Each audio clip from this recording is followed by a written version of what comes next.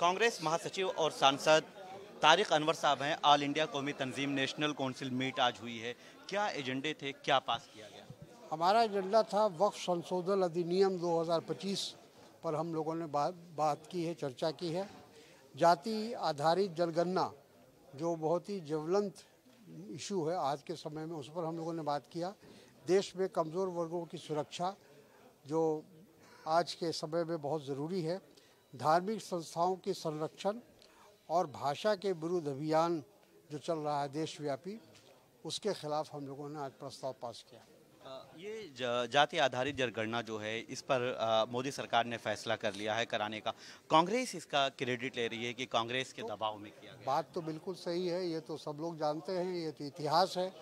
कल तक ये विरोध कर रहे थे, कल तक प्रधानमंत्री उसके खिलाफ बोल रहे थे, भारतीय जनता पार्टी बोल रही थी, संघ परिवार बोल रहा था, और एकाएक रातों रात उनको सपने में आया कि जातीय जनगणना जो है देश हित में है।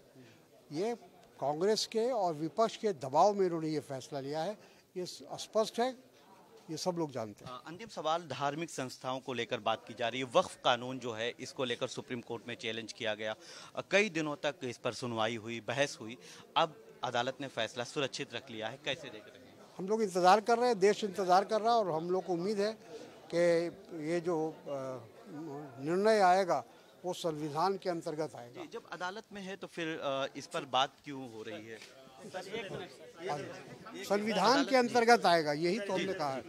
तो तारिक अनवर साहब का कहना है कि अदालत पर हमें उम्मीद है अदालत से, और हम अदालत के फैसले का इंतजार कर रहे हैं। वीडियो जर्नलिस्ट धर्मेंद्र के साथ मैं निसार अहमद खान, भारत एक्सप्रेस, दिल्ली। हमारी वीडियो आपको पसंद आए तो लाइक कीजिए, शेयर कीजिए और सब्सक्राइब कीजिए। साथ ही कमेंट बॉक्स में आप अपनी राय भी जरूर दें। और हाँ, अगर फेसबुक पर आप वीडियो देख रहे हैं तो हमारे पेज को फॉलो करना ना भूलें।